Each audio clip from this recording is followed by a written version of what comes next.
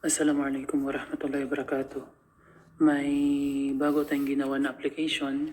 Ito is hindi siya total Islamic, pero para siyang tool para makatulong sa atin sa halimbawa sa pagbabasa ng Quran. Kung nagbabasa tayo ng Quran ng nakahiga, pwede natin gawin na i-auto-scroll yung ating application. Hindi lang to para sa Quran kundi kahit anong application na nag-i-scroll, pwede natin gamitin itong application na ito.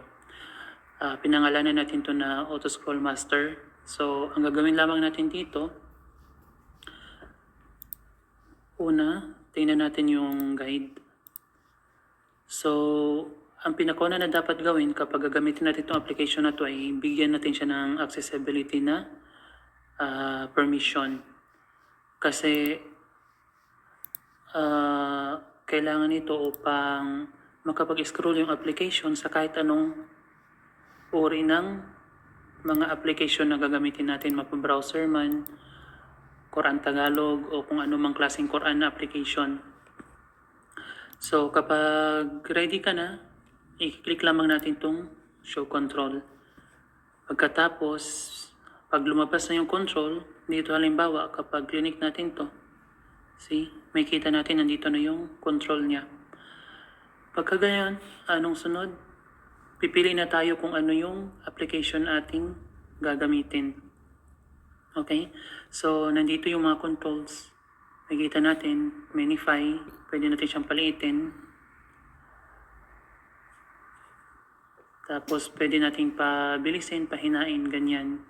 Tapos, yung drag handle niya. So, kapag tapos na tayo, pwede lang natin indiretso na i-dismiss yung control natin. So, ngayon, ang gagawin natin is magbigay tayo ng halimbawa dito sa Quran. Pag magbabasa tayo halimbawa ng Quran, i-click lamang natin ito.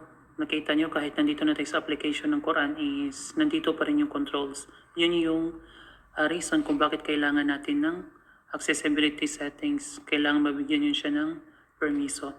So, i-click lang natin to, pero bago yan, itong ating control is meron siyang theme, pwede nating paitimin. Pag click natin yan, automatic yung application na natin ang mag-scroll ng ating Quran. So, gaya na sabi ko, hindi ito limited sa Quran. Kung anong mga application na kinakailangan yung gamitan ng auto-scroll, nagbabasa kayo halimbawa, mga PDF, ganyan, document, so pwede ito. So, i-install nyo lamang. Ang application na ito is tinawag natin na Auto-Scroll Master. Available na ito sa Play Store. Sa ngayon, ito ay pang Android lamang. Assalamualaikum warahmatullahi wabarakatuh.